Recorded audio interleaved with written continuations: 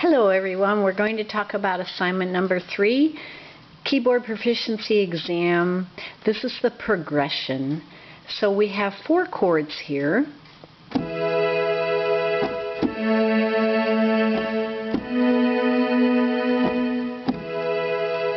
Okay, and you can see in your left hand 1, 4, 5, 1. With some smooth fingerings in the right hand. You're going to use the same fingerings throughout. I would suggest that you start this a half step lower, then you can get more mileage. You're just going to look at it in 3 flats instead of 4 sharps. So here we go.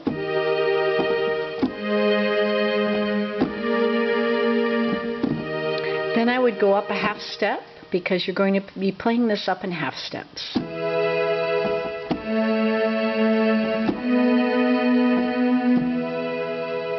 Okay, and then up to the next half step, which is the key of F. Let me move a little bit so you can see more. So in the key of F, I'm still going to take the first inversion and the left hand is in root position. And then my right hand on the second chord is root position, B flat.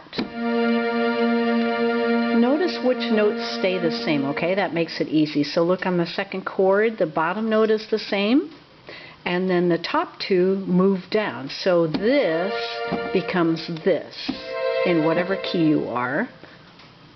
And then the first and last chord, hooray, are the same.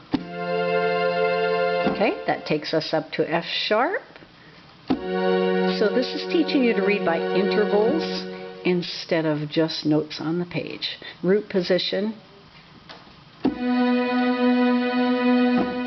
Left hand up a whole step.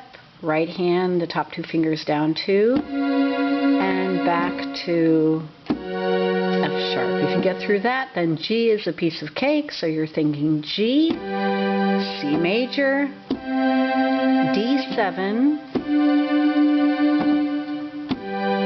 Feel free to memorize it as well.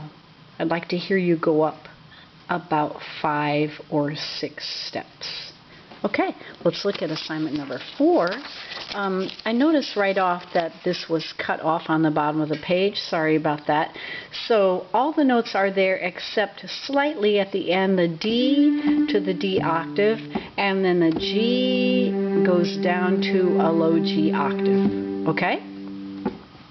So this is something well known to you. This is the first of your repertoire pieces. We're going to go in order, starting with the Baroque period. The Bach Minuet in G major is a piece that I'm hoping you'll want to hang on to for the rest of your musical life. So I would work this in 2-bar sections, maybe looking at each hand separately, and then the 2 bars. Here we go.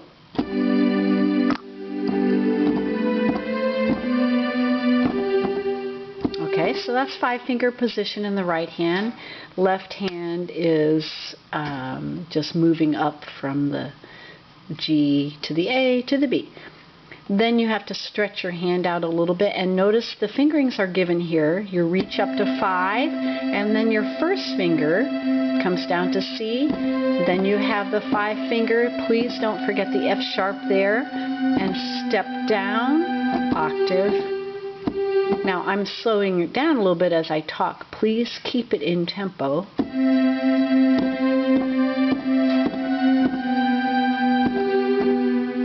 Okay. When you are ready to perform it, please play it in tempo. And then look at your left hand. Okay, it can just keep in that 5-finger position. Right hand. Step up. How now? Right, you have contrary motion between the 2 hands. And then I made a little cross there. That means your first finger is going to cross to your 2 on F sharp. But don't move your hand over because you're going right back to the G. Left hand is outlining the G major chord. And then reach down. And only a 7th, that's why I circled that C, hanging on to both notes, next line is the same as the first in the right hand, but the second hand, the left hand, is more elaborate.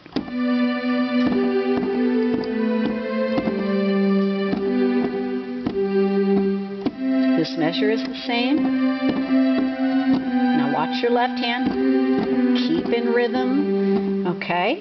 And then last line. Sequential right hand.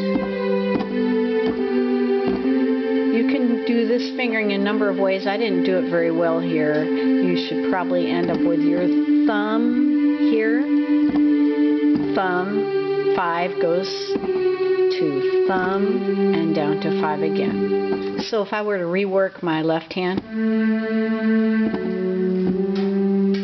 I might replace that with a 5 there on the G. 3, 2, 1, 5, 1, 5. Good. Now get it in tempo.